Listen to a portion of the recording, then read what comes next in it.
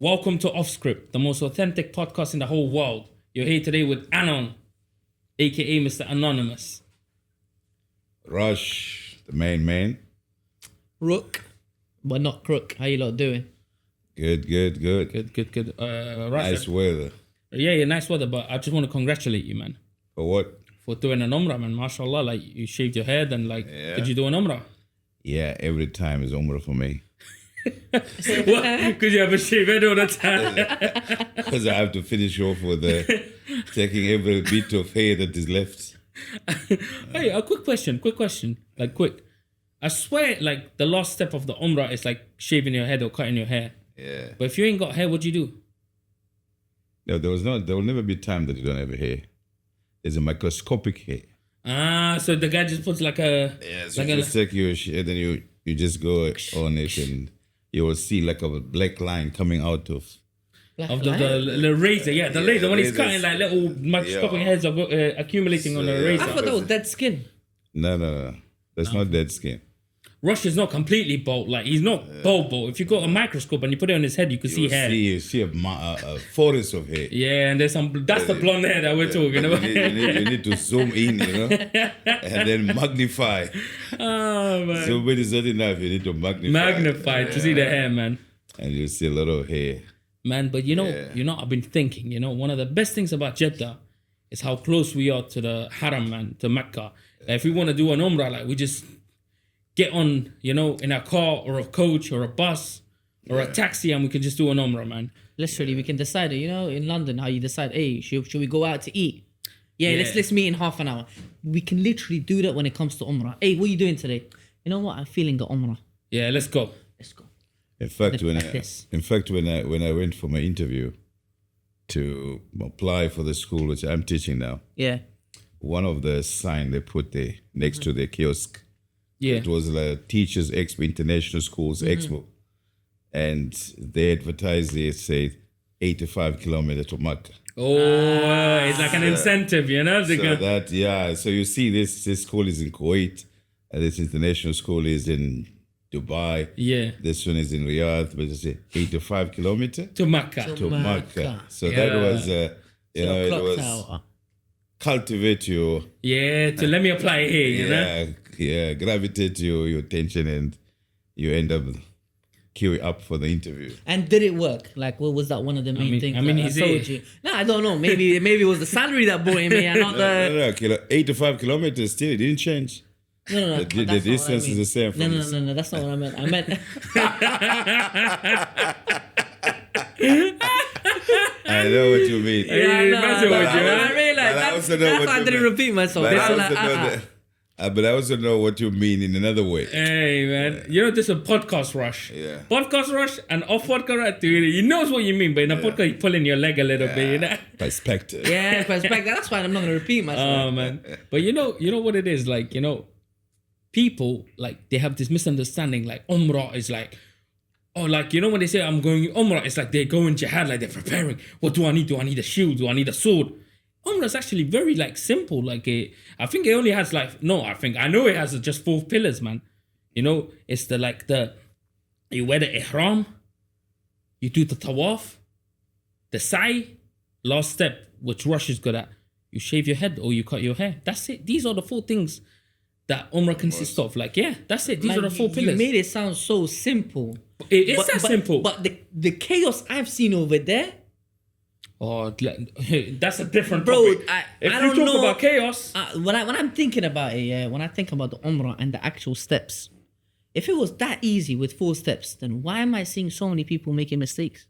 Man, you see, this is a, I wouldn't call it a deep topic. It's a difficult topic to talk about. When we talk about mistakes, unfortunately, everyone makes mistakes in everything. Mm-hmm. When it comes to anything, people are making mistakes, of course. Not the majority. There will be some people making mistakes. Of course. But it's the lack of information and the lack of awareness and researching a topic that leads to these mistakes. Mm-hmm. Or being misinformed by others. This is what leads to like common mistakes you see. For example, what kind of mistakes do you see? Well, firstly, I wanted to my whole family they call me Haji now. Because I've performed Umrah, they keep calling me Haji now. I'm like, you do know I haven't performed Hajj, right? Yeah. But they're like, yeah, but you've gone to Kaaba, you've done the Tawaf, you've yeah, done they the did the Tawaf. Hajj What are for you you. talking about? And we've seen you both. Yeah. Then I'm like, No, it's okay. It's like for them, it's like a little Hajj, you know? It's- There's a big Hajj and a it's little mini- Hajj. I know.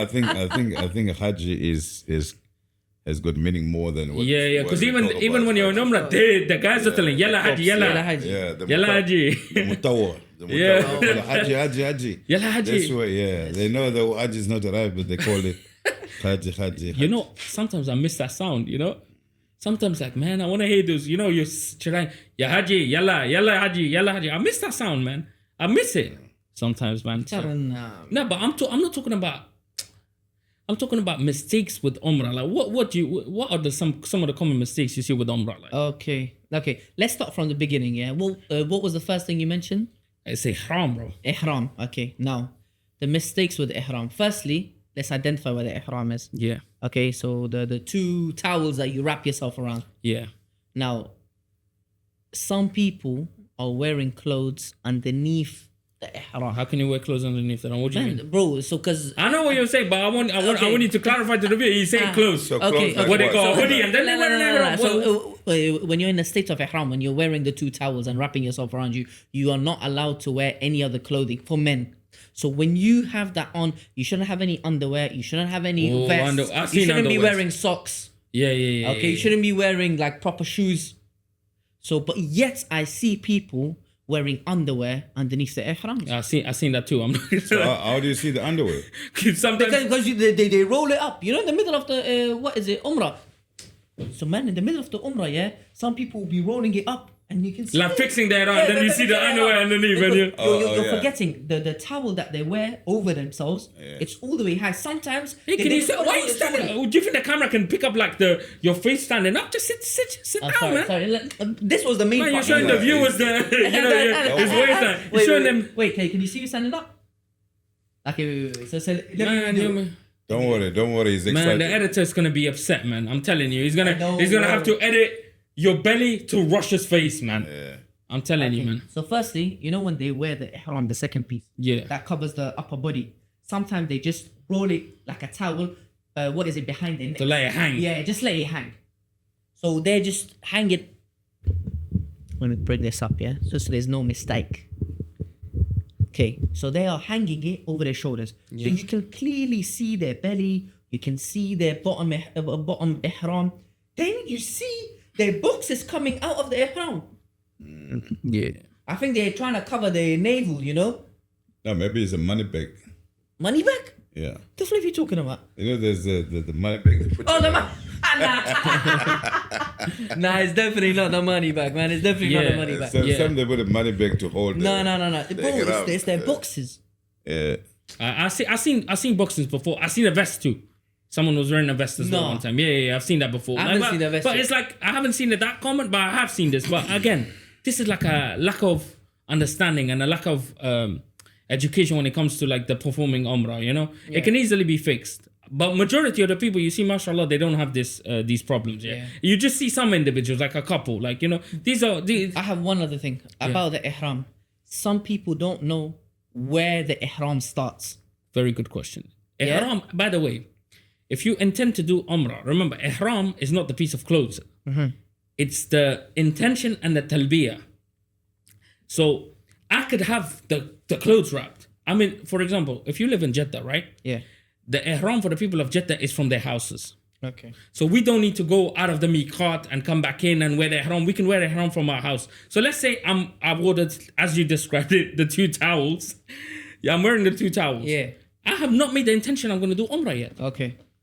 I have not said that, you know, intention I'm going to do Umrah. I'm not in ihram right now. Okay. Yeah. That So just so you have the towels on doesn't mean you're in ihram. No. Ihram begins when you wear the ihram and you make the intention that I'm going to do Umrah. Can you make the intention in your heart? No, you say it. You have to say it. Yeah. Did you know that?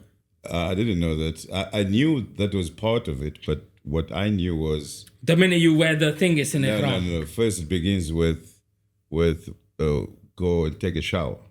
They call it ghusl. Ghusl. Yeah, and then you make 2 rakahs. the car to make niyyah to go to, and then you make niyyah by having one this takbir. Again, these things are not. That is how I there are recommended actions that people do. There are actions that people do, but like the ihram itself. Yeah. Obviously, you wear the ihram and you make intention, and that's when it begins. So the ghusl is not important. So no ghusl. No, I mean, when I make the intention and stuff, after that, if my wudu breaks, I can just, when I get to the haram, I can make my wudu again. The wudu is required for the tawaf. I don't need to be in wudu the whole time I'm going to the haram.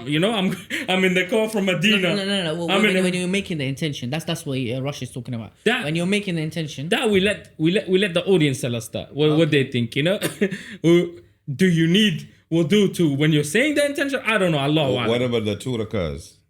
Again, nothing that I've read from my limited knowledge is a necessity. It's a must. Yeah, it's not from one of the things that you have to do. No. Okay. From what I know, I could be wrong. I'm not saying I'm right, but from what I know, no. By the way, I agree with you. I haven't come across anything that says it's a must. Yeah. I don't know. To be honest, I don't know. I'm just going by what I'm just saying from my. I'm agreeing with you. So again, that is the ihram itself. But it is recommended to do that. Yeah. So some people just wear it. And they say, no, I'm in a state of ihram right now. They haven't made the intention. No talbiyah, nothing. They say, oh, I can't do that. No, unless you make the intention, it's just a piece of white cloth, It's like, just 2 towels. That's it, 2 towels. That's it. Once you make the intention, like, labayk Allahumma bi umrah, that's it. Now you're in the state of ihram. You're in the state of ihram. Now, when you're in a state of ihrams, there are certain things that you cannot do. Yes. Apply perfumes, fragrances, use scented soap. Many of the stuff you can't have obviously sexual relationships with your wife or with your husband, and you no, as in like a wife. Yeah, but the women don't wear the white towels. Another misconception. We don't want to tell our women viewers, they have to wear their towel. Nah, women they're fine. No, but you say ihram is a niyyah. You didn't say the clothes. Yeah, but no, of course, it's any gender because it's part of the ihram, innit? The white clothes. Once you say the intention, it's all together, like We're only talking about men. That's why he's like. I'm only talking about men now. I don't want to give this idea that women also have to wear the towels or anything. But another thing that people don't understand, they will see you in the ihram. Now you're going to tawaf and they smell perfume. Haram, you can't do this. I'm like, huh? What do you mean? They say, why do you have perfume on? You can't have perfume when you're doing Umrah. I said, no.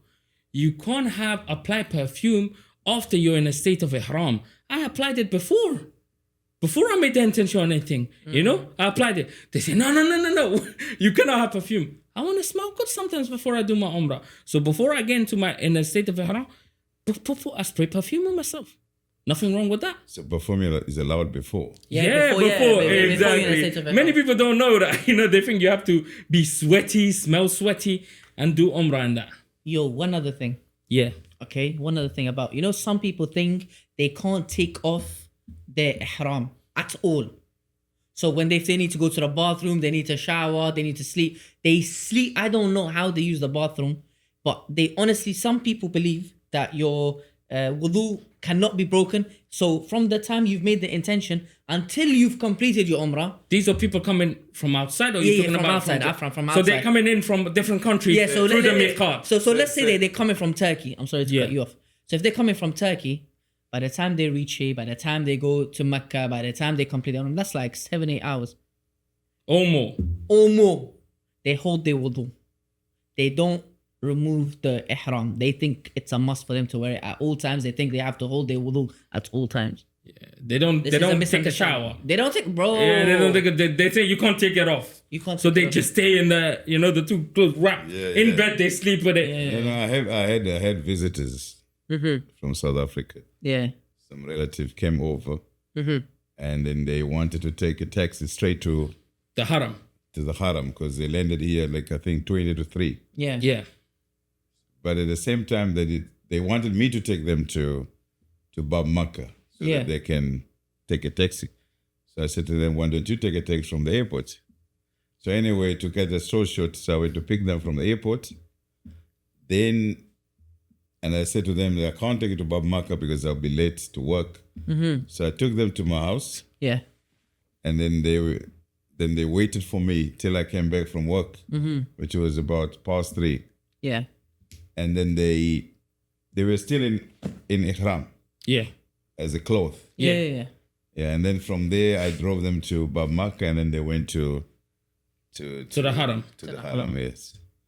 So as what you have said now, they could take off their clothes. Haram, to go to the shower, take a shower, right, and then put it back on. There's no problem with that, No, they did that, all of that. Oh, that's fine. Yeah. It doesn't mean take it off completely. It doesn't mean completely. It means just go into the top bathroom, taking a shower. Some people don't break their wudu. They don't go to the toilet. Man, one of our guys in school, I'm not gonna name him, yeah, but he was misinformed as well, and then I had to tell him. Yeah, exactly. Yeah, some are told that when you get off the airport, yes, straight you have to go to. No, you can go home, hotel, rest. Yeah. You rest, use the bathroom, shower, freshen up, and then go.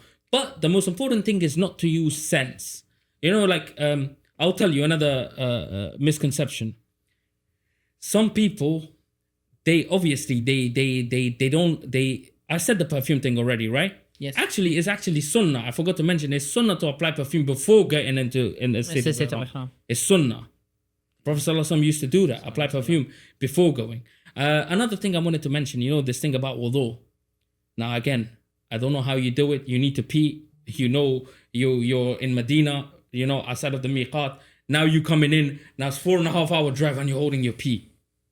Because you think you have to finish the Umrah and then pee because you don't want to break your wudu. No, this is a misconception. You can, if you're in the state of Haram, of course your wudu can break. You're going to go toilet, right? You're going to refresh your wudu, then you're going to go to the Haram. Even when you go to the Haram, you're going to go to the toilets, maybe freshen up again. You need to use the toilet, then go. This is a big misconception that people don't understand. So tell me something. If you fly from Brazil, coming to Jeddah, let's say, for example. Yeah. When do you make it? When do you make the intention and whether? Yeah. So that's a very good point. Because I heard some people talks about, not I heard. I was in Qatar Airways, from Doha, and then the captain announced that those who are going for we're Umrah, approaching the miqat. So please, if you're gonna change now. Yes. Yeah, basically it's simple. I don't know it by heart, but it's an easy map. If you write the miqat, you will see people coming from Yemen, there's a miqat. People coming from that side, like you mentioned, there's a miqat. There's a miqat here at different points where different people can come from. So only the pilot can see? No, anyone can Google these points. These are designated locations. Right. So a pilot with the technology that you have now, any flight that takes you to Saudi Arabia, you will see that, on the screens, they will show you like a picture of a small picture that will say the miqat is approaching. So as the plane is going to go, and the pilot will announce like 20 minutes or half an hour before, hey, we're approaching the miqat. If you want to please change, get into Ihram and, and recite and make the intention. Because once the plane crosses, you have to go back to that destination and wear the Ihram again and come back. You can't fly over the miqat, and if you miss it, you can't just wear the Ihram. Mm-hmm. It's too late. You have to go back to, the starting point where the miqat was, and then wear the Ihram and then enter Saudi Arabia. Once you have landed in Jeddah, the most easiest two miqats would either be Medina or going to Taif. No. You say unless you go back. Not Taif? Not Taif. That's not that. Wait, is that's Taif? the outside of the Haram boundary. That's something else. No. That's for a second Umrah. That's what. No. I know you, but is Taif in the miqat? Are specific locations that three that offer. So even the people of Ahl Taif, they can do Ihram from their house. Yeah. No. For us, it's a different ruling. Remember, we're within the boundary. We're within the miqat. Oh yeah. So for us, we do it from our homes. That's a different ruling. The people that are flying in, they have designated locations that they have to wear the Ihram from. What if you go to Makkah and you're the resident here? Yeah. You go to Makkah and then you in your hotel, you do some tour, and then you decide, oops, I want to go do Umrah. Oh, you decide I want to do Umrah. Yeah, you decide I want to do Umrah tomorrow or now. Now there is that's a different situation. Like the scholars differ where to go exactly, but they say you just leave the boundaries of the Haram. Yeah, which is Masjid Aisha. Where you see where that. So why the same doesn't apply for? Because those people have made from Brazil. Those people know that they're gonna do Umrah. This person didn't know he was going to do Umrah. Yeah, this is spontaneous. And a lot of people flying into Saudi, what are they coming here for? Their intention is to perform Umrah. It's not like they're coming for sightseeing. Yeah, but you miss. This is an exceptional case. No. Miss the miqat. No, and if you miss, they say go back to the miqat. Yeah, go back to the miqat. Yeah. To fly with Because remember, they didn't used to have this, so you would be in a camel or a horse. So once you pass the miqat, they'll say, hey, turn around, go back. Now we have planes. Unfortunately, the plane is flying, it goes too far in. You can't stop a plane midway through and say, let me jump off the parachute to the miqat. I'll catch you. So you're going to have to go back. Fly back. No, you can fly, take a car. No, the miqat is in Saudi Arabia, within Saudi Arabia, close to. Okay. So just go back to the same place, like, where you came. The closest one, like near Medina. That's what you see some people go to Medina, flying there with the Haram. From Medina, they come to the Haram directly. But anyway, that was another thing. One other misconception that people want to mention is when it comes to, have you guys seen this funny thing where people come, they do their Umrah. When I say Umrah, they get in the state of Ihram, they do the Tawaf. Yeah. They do the Sa'i. And that's it. They go, they're like, Sa'i's done, Ihram off, Thobin, now they're shopping. What? They forget to cut their hair. And this happens so much because people, in their brain, the Umrah is associated with what? Ihram, Tawaf and Sa'i. The crucial step, which is a pillar, is to cut your hair, and they don't cut their hair, man. And this is like so unfortunate, man. So unfortunate. Like people fly from all that hard. Hard work. Yeah, you come and you miss a pillar. So you mentioned 4 pillars. Yeah. So where are we now? We're in the 4th one. He's saying the people that have We're on the 4th one. Yeah, I'm talking about the misconceptions. Like some people have the misconception that they don't know the 4th pillar at all. So this is a misconception of the 4th pillar. Yeah. So we haven't gone through all the pillars. No. Oh, you want me to go to He just went through entrance and exit. He hasn't done the middle. Okay. I wanted to follow the pattern, entrance and exit. He just done entry and exit. And another thing. Oh, another misconception I wanted to go. About the exit? Entrance again. Ihram. Okay. I'm not done with the Ihram. They think the women have to wear white. So you see women in white abaya sometimes. It's so unfortunate, man. Or a white coat. Because the men are wearing white, Ihram white. So now the women are wearing white too. No. There's no like specific color. You know? So you know what it is? I had that misunderstanding, but I used to think it was black. I thought the men had to wear white and the women had to wear black. No. There's no like, for women that didn't come from knowledge. It came from... No, it came from assumption. Okay. It came from assumption. Oh, Brian, no knowledge. Wrong assumption. No, wrong assumption. Because if it came from knowledge, it means I must have read it somewhere. Yeah. But no hadith or no Quranic state that tells us that the woman has to wear black or white. Yeah. Okay, Tawaf. We went away from Ihram. Ihram is done. Tawaf.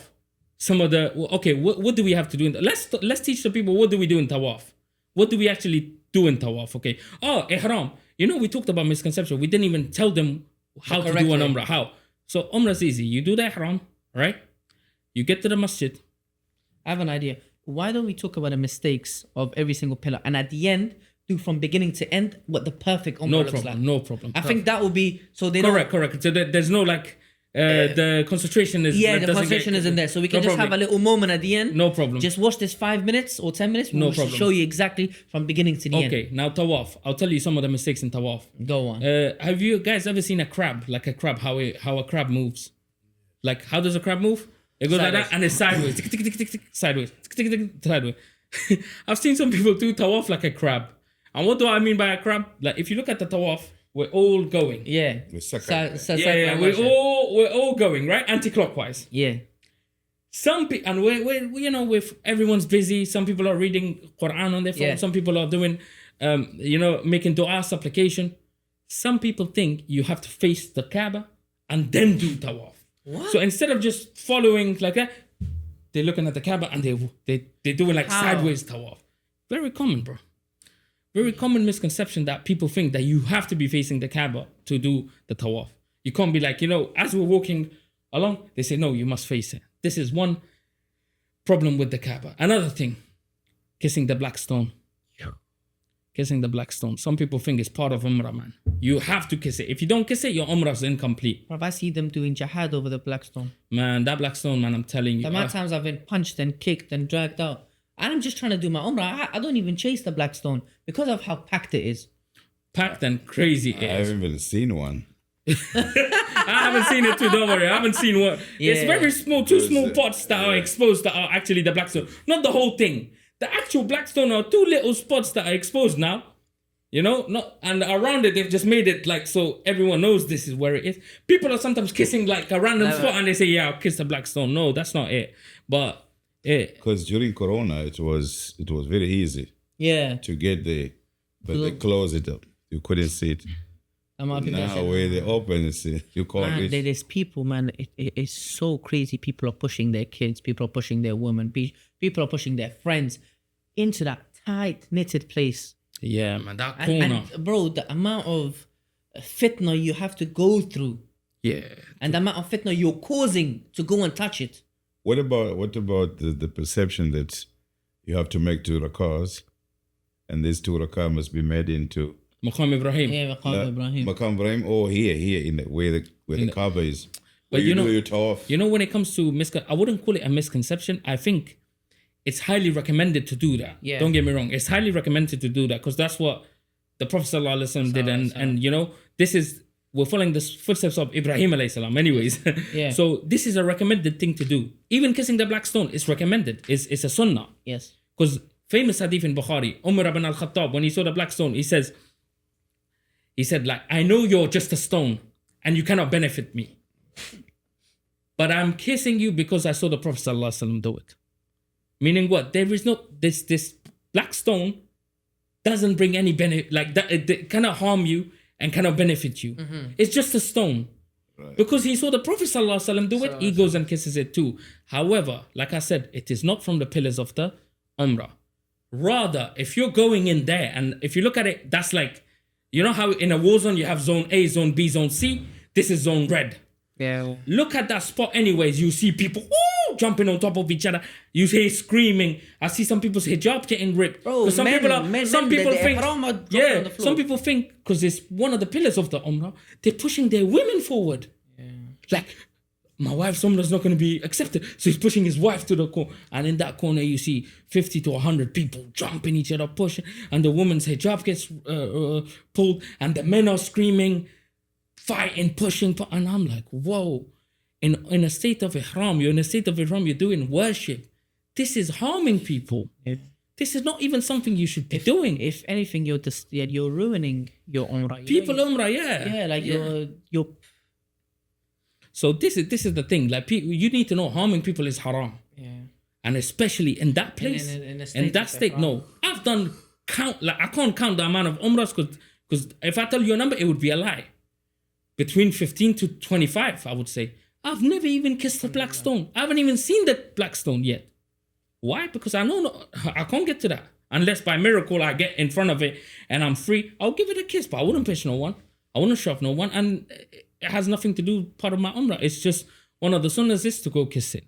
Now you mentioned something else. You said, what about Maqam Ibrahim? Maqam Ibrahim, yeah, it's recommended to pray in front of Maqam Ibrahim, but have you ever seen Maqam Ibrahim empty for me to go and stand there and pray? And if you do it, the guards are going to scream, Yalla Aji, in between your salah, and he's going to move you. He's going to say, you want to kill people or you're going to get killed? You're going to do sujood, people are going to step in on your neck? So no, you can go anywhere as long as you're facing the general direction. You can go all the way to the back, you know, where they put the barriers usually. Because this is the people doing Tawaf. And that's the place that they've designated for you to do the 2 rakah for Maqam Ibrahim anyway. So you're not disturbing anyone else. Yeah, but Tawaf. Some people want to stand run in front of it. And there's people, they're, touching it, kissing it. Some people are rubbing, prayer mats. Why are you doing that? They said. It's going to be barakah. I'm like, no. Now, this is what we don't do. Also, touching the Kaaba. The Prophet ﷺ didn't touch the Kaaba. He kissed the black stone. That's it. Some people think if you touch it, there's going to be some sort of rewards or something. No. Touching the Kaaba has no rewards. It's not proven anywhere. Like no scholar ever says touching the Kaaba gives you reward. Yeah, like if it's free and you can touch it because... I don't know, maybe you've never touched it, you say, let me touch it. But you don't believe that it's going to reward me, that's a different story. But if you think by touching it, you're going to get extra rewards, this is not true. So just focus on the Tawaf. Again, there's no special dua for the Tawaf as well. you can make dua in any language. Some people think you have to say the dua in Arabic. This is another misconception. That you can make prayer in Afrikaans, you can make it in Chinese, in Urdu, in Hindi, whatever language you want. You can just supplicate to Allah. Yeah, there are some recommended places where the Prophet ﷺ says specific things. You know the Yemeni corner? In the Kaaba, if you see that strip, yellow strip, like down the corner, just before the black stone, it's recommended to say, رَبَّنَا آتِنَا فِي الدُّنْيَا حَسَنَةً وَفِي الْآخِرَةِ حَسَنَةً وَقِنَا عَذَابَ النَّارِ. This is a recommended thing to do. So you can say that. But, you know, whatever supplication you have, say in your language in Tawaf. And then we move on to? And also, what about standing at the, you know, the point where you begin your Tawaf? No, Tawaf. Tawaf begins. Allahu Akbar. Yeah, but he said to say all the steps at the end on how to do the Umrah. So there are people that stand there, and then once they're done, then they move. So you find the whole big crowd. Yeah, it's coming this way and then stop and then continue. These are keeping moving, and then it continues again, and then it goes, and when you reach here, and it stops, and then it goes again, and it creates like massive traffic over there. Yeah, because just in front of that, people are moving out because they're finished now. That's the only place that's really packed. Yeah, once you go past that green line zone. But we will describe the steps at the end on how to properly. We're just going to talk about a general misconception. Yeah. Another thing, you know, Maqam Ibrahim. That's why I'm highlighting that. You're highlighting. You don't have to stop. Exactly. Again, you know this thing that we mentioned, the 2 rakat. What if I don't do it? My Umrah is still complete. Yes. These are recommended action like Sunnah, you know, from the Sunnah. From what are the pillars of Umrah? Like what will make your Umrah accepted? Tawaf, obviously Ihram, Tawaf, Sa'i, and cutting your hair. Done. Yes. That's when in the beginning I told you it's easy. It's easy. Yes. Another misconception, man. Now we go to Sa'i now. The misconception. What is Sa'i?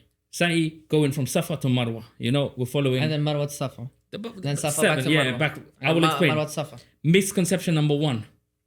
You have to have your wudu. You have to have your wudu and Sa'i. No. Nowhere does it say you have to have wudu. Actually, the 4 madahib, they're in agreement that you don't need wudu for Sa'i. Yeah, you need wudu for the Tawaf. Yes. Don't get me wrong. If you break your wudu in Tawaf, you have to exit. And, you know, actually now, in the ground floor, they've made wudu areas now. There are no toilets, but they've made wudu areas that you can actually redo your wudu. That's actually because people used to go to the Zamzam places. Yes. You know, where you drink Zamzam water and do wudu there, and the guards will come, yalla, you know, they get annoyed because you're making a mess. Yeah. But now on the ground floor, there are designated wudu spots where they just have water that's running. That's it. So that's very cool. Look, I'm giving these guys tips. So if your wudu breaks in Sa'i, that's what you do. Now, when it comes to Sa'i, Safa and Marwa, you don't need wudu. No. You say when you do break in Tawaf. Like for example, you break, if you pass window or anything. But if you need to use the toilet, you need to leave. Like but you mentioned in Tawaf, Sa'i instead of Tawaf. Oh, did I? No. Yes. Yeah, when we're done here, just listen again. Oh, okay. Maybe. I don't know. Yeah. So basically, so now we go to Sa'i, right? Yeah, Sa'i. Now in Sa'i, we don't need wudu. That's one misconception. Yes. Poor guys, man. Then Sa'i, they're like, oh, my wudu break, I need to go. No, you tell them, but they don't. You know, some people, they don't want to listen. Another thing, bro. What is it? Revealing their shoulders. Yeah. Some people reveal they should cover. But that's at the end. We will mention that at the end. I have another one where the amount of times they sometimes consider going from Safa to Marwa as and one. Then back. So Safa, Marwa, and then back to Safa as one. No, you got that wrong. No. Oh, you mean going to Safa to Marwa? And no, I'm talking about the mistakes that they make. They think they have to do a full lap back to Safa. Start from Safa, finish at Safa. Safa equals 1. Yeah, this is wrong. I've seen some poor guy, man. He was doing it, and I was helping others. And they were asking me, "Hey, man, how do we know how many things to do? 7? Should I said, no. Every time you run, consider that 1. Yeah. So anytime you go near the green light and you're running, that's 1. He said, what? And another guy came. He said, what? He said, I've been going there and back as 1. I said, mashallah, you put in a lot of exercise, but you didn't do that right. Like, you have to just go 1, 2, 3, 4, 5, 6, 7. Finish at now, Marwa. when you're there, you finish at Marwa. You start at Safa, 7th month, you finish on Marwa, you exit, If you have your own blade or anything, cut your own hair. Or you go to the barber's 10 riyals and they cut your hair for you. And then you're exiting Ihram. Then you can apply perfume, whatever you want. You're good. But that's it. That's the Umrah, man. Safa and Marwa misconception, man. Poor guys, man. They're doing 14. We've done 7 and now you look at us. I see Rush after 7. He's like, where's the coffee? I'm like, bro, just wait. Where's the coffee? Now imagine Rush was doing 14. Yeah. He'll be out, man. So what are the misconceptions of cutting hair? Cutting hair. Oh. Wait, you have nothing for Safa and Marwa? Have you seen anyone doing anything? I saw one where at the end where Safa is or where Marwa is. Yeah. People are standing with the long du'as and causing some congestion there. Nobody can walk past. No, there are some du'as that you can say and it's recommended. So I wouldn't say that's a misconception. No, but there's no specific. Like there are some things that are like No, I'm talking about these are specific du'a that they make, and everybody is standing still. So when everybody's standing still, you can't pass. Yeah, that's about. And they keep on saying Yalla Haji move, but they don't listen, man. Stationary. There's some sitting down on the floor. Yeah, man. Blocking the way. Yeah. So what are the misconceptions of? I have another misconception. Say, I thought you guys were gonna come up with something. Yeah. Some people think you have to run the whole thing. Oh yeah. What? Really? The whole green light on he's running. It's like a mini marathon. You're like, whoa, like, God, like, maybe he's in a hurry. They must be maybe fit. for him, running for him is like walking for us. I'm like, damn, man, that's hard, man. And also another misconception: women running. You see sometimes women are running with their husbands. Nah, like this is like. But.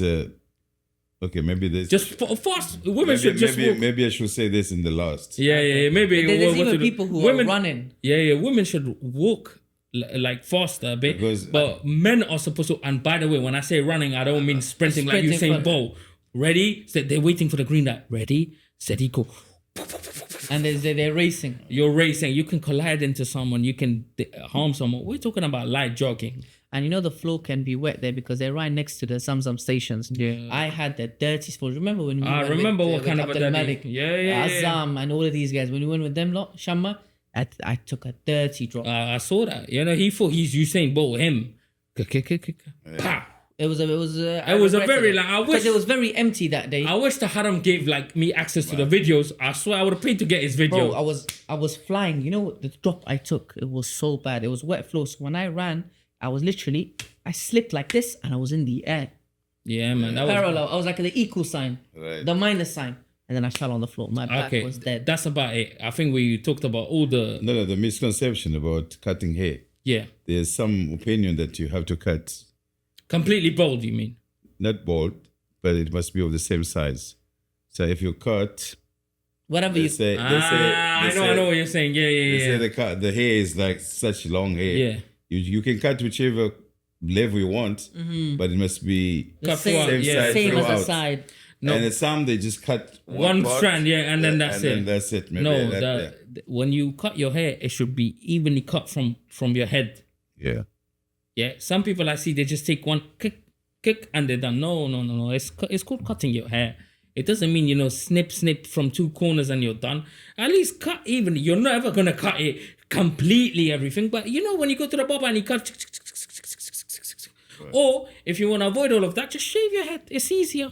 I'm talking to the people that have traveled from far away places and they want to come. If you want the maximum rewards, of course, the Prophet ﷺ did say that the maximum reward is shaving your hair. Yes. But obviously, we are also allowed to cut a little bit of our hair, but I mean from across the head, not just 1 or 2 spots. There's people that are carrying scissors in their pockets. Yeah, and when they get to Marwa at the end, and then they tell someone cut here.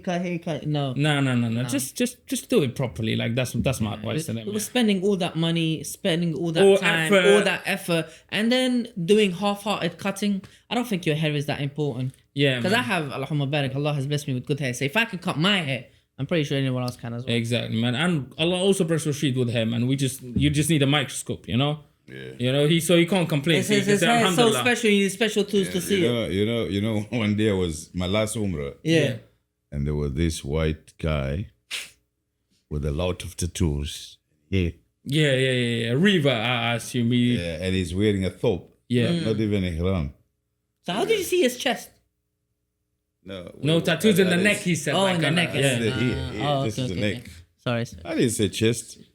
You didn't say neck either. You just pointed at it. Yeah, because this I thought you done that. Mashallah, Rashid's got like a very like wide neck. Allah So when he Akbar. done this, you thought he was doing chest. You know what I'm but he saying? was From just a doing the side neck, profile. you know. Side profile is different to face to face. Yeah, this is Exaggeration. It's like somebody say so. Like for example, Riding a scooter. Hey, I want to say this story before you start. You know this story, Mr. Rush. Yeah, this guy, one of our colleagues had a scooter. Yeah, the poor guy, he's riding it like that. He's just normal. You know, he's not 6'4". He's about 5'8". You know, or 5'9". He's riding the scooter like that. Mr. Rush said he's riding the scooter like that. I was told. I didn't see him. I was told. No. When you repeated the story, it wasn't very funny. Bro. I was told. You know the guy was so upset when Rush was saying the story. He's holding the scooter like that. He's like, no, I'm not. I'm holding it. But the staff room was laughing so much. You know, you have to accept it. You know. Anyway, I saw him. The tattoo. Here, right? So I approached him. We had a talk. He's from London, first world London, right? Okay. Yeah. So I was thinking, you know what? What do I tell this guy? First of all, he's here. He doesn't have Ihram, but then I'm saying, maybe he just took his shahada, man. You know, you don't bombard somebody with a lot of information. And he was actually trying to help people to get to the Zamzam. Okay. And because people they try to push each other, who is supposed to be first. So he went there and he tried to give the others Zamzam water, and he didn't put himself first. Like when everybody was finishing, then he took something. Yeah, then he took some. So some of these misconceptions, like you said, is lack of knowledge. But we must also, where do they stem from? Like, people just come with misconception, lack of knowledge, like misinformation. You know, misinformed. You read something online, or maybe the information is right, but you misunderstood. This also, you know, like you need to do 7 laps. Yes. Now, how does someone determine is going this considered one or is going there and back considered one? So sometimes the information could be right, but you misunderstood it. So you know what I mean? So it's like multiple factors, but the most important thing is to come to Umrah prepared. Because, you know, with any act of worship, for example, if you're going for a job interview, if you're going to prepare a lesson, or if you're going to do something, you want to buy something, a new phone. Hospital. Or you want to go to a hospital, you do your research. Which hospital is good? What do I need to do before? The same way when it comes to Umrah and when it comes to Hajj and when it comes to other acts of worship, I think these are more important than anything that we do in our worldly matters. So I think we should at least come to Umrah like well prepared, because many other people, when they do make a mistake and when you do speak to them, they do say like, oh, I didn't know, like I hadn't looked into it.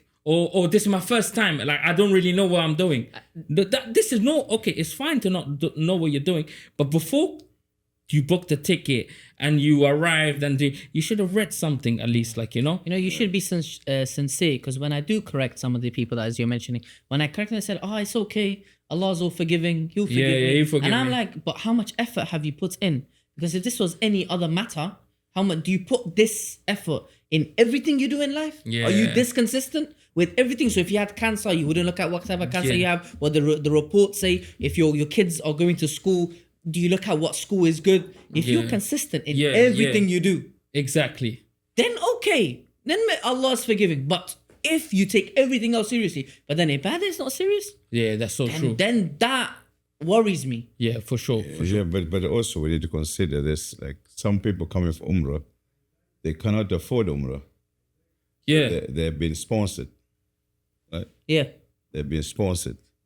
When I went there with the students, and they were telling me that, Mister, do you see here? There's a big screen on Safa that say that, everything that you need to do there is written in different languages. Yeah. So they were telling me, like, Mister, there's no way people can confuse where is Safa, where is Marwa, because Everything is there's the written. Chinese and there's the Malaysian language, English, you know. So I asked him, what about somebody who can't read?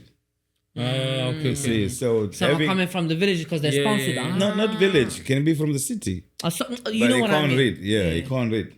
So there will always be somebody. No, who's no, left no. Of out. course, I'm not talking about getting to that. You should not be at the stage where you need to read in the Umrah. You should, even if you don't know how to read, before you come to Umrah, like from anywhere you are, you should go to someone who knows how to perform Umrah and ask them how is it done. By the way, You know, like do your research before you. And you know, come. majority of these people that are sponsored. Why are you speaking? Why are you whispering? No one's. Oh, sorry. I don't know why I was. He's trying to speak to me. Not Bro, yo, this is off script, bro. You know, every conversation we don't do cuts.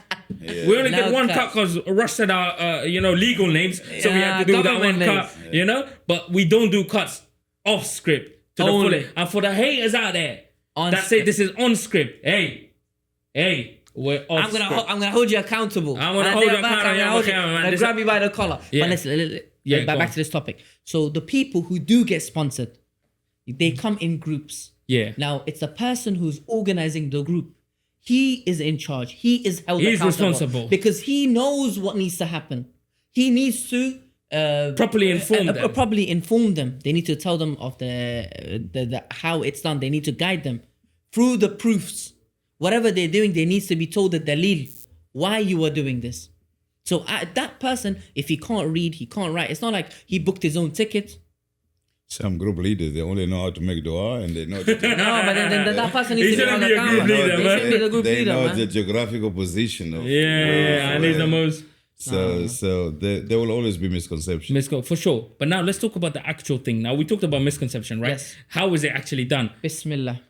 Okay, easy. I'm gonna make it very easy for the viewers, guys. Okay. We mentioned. I'm not gonna jump in, by the way. No problem. Okay. Get into Ihram. Okay. Like we mentioned, Ihram is intention. Start from anyone coming from the outside, because more people coming from outside. We're not talking about Ahl al-Jeddah and people that are Saudi. We're not talking about Ahl Saudi. So you're coming from outside of countries. You have two options. Wear your Ihram as you get on the plane, and then make the intention.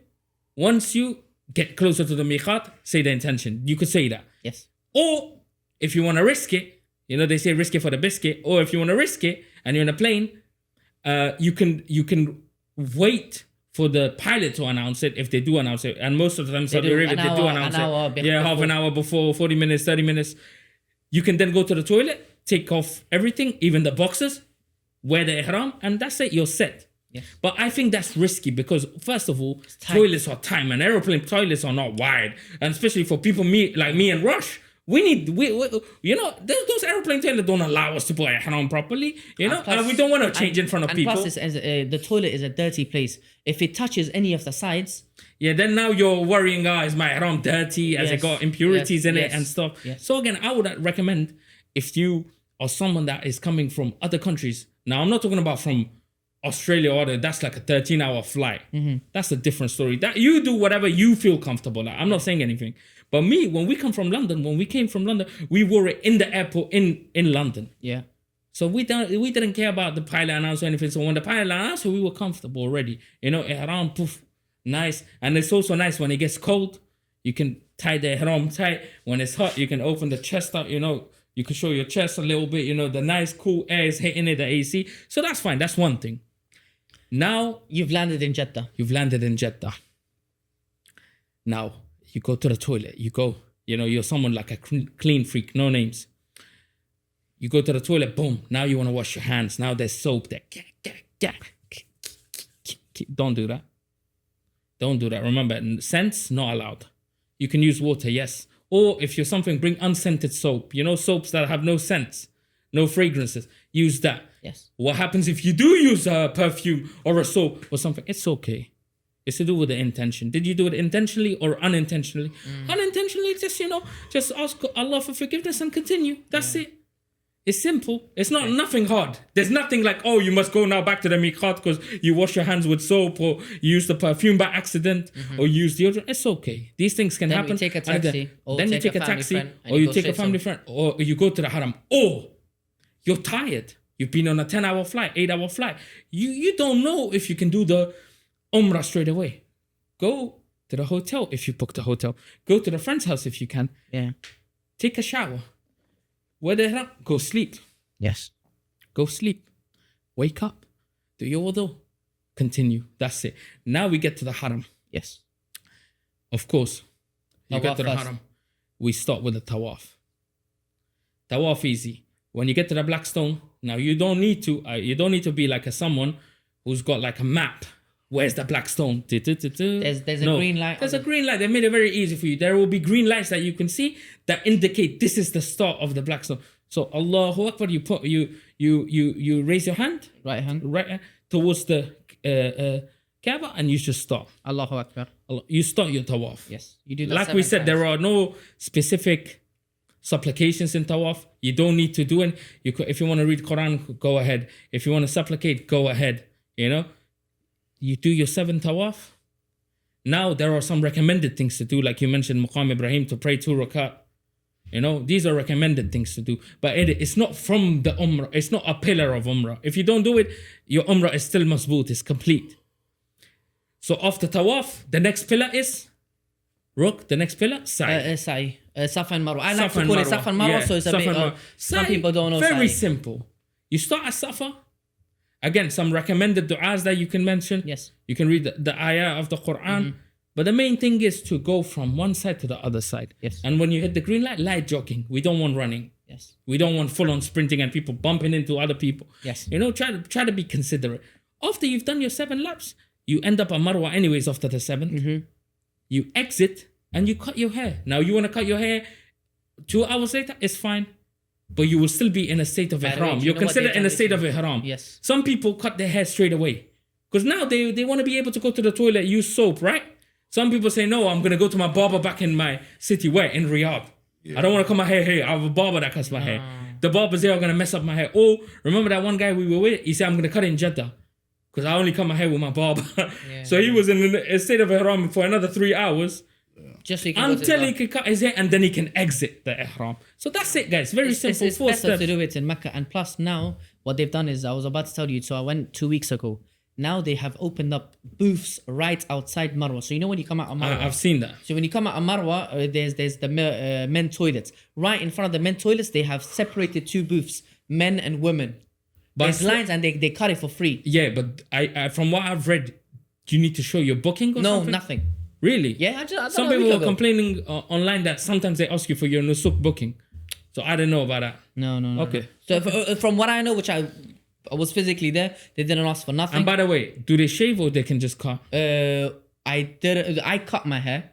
But I he don't didn't know what charge else. you? No, free, completely free. Okay, that's Everyone great, waits that's there. great. There's like a rotation. There's like around 8-9 bob. They're sitting in chairs. Man, very nice, For very free. smooth. This amazing. This amazing. Honestly. For amazing. free? Straight there, yeah, free. And then as soon as you've cut your hair there, you can go right next to it at the bathrooms. You can go in, take off your ihram, put on your thobe. Damn, it And takes it's much easier now. Much Man, easier. alhamdulillah, If much you're easier. old, if you're Alhamdulillah. old, you can't walk. Yeah. man. Wheelchair. Your Chairs. buggies Oh, there. we forgot to mention that. Yeah, if you're old, there's buggies. Yeah. 3rd floor.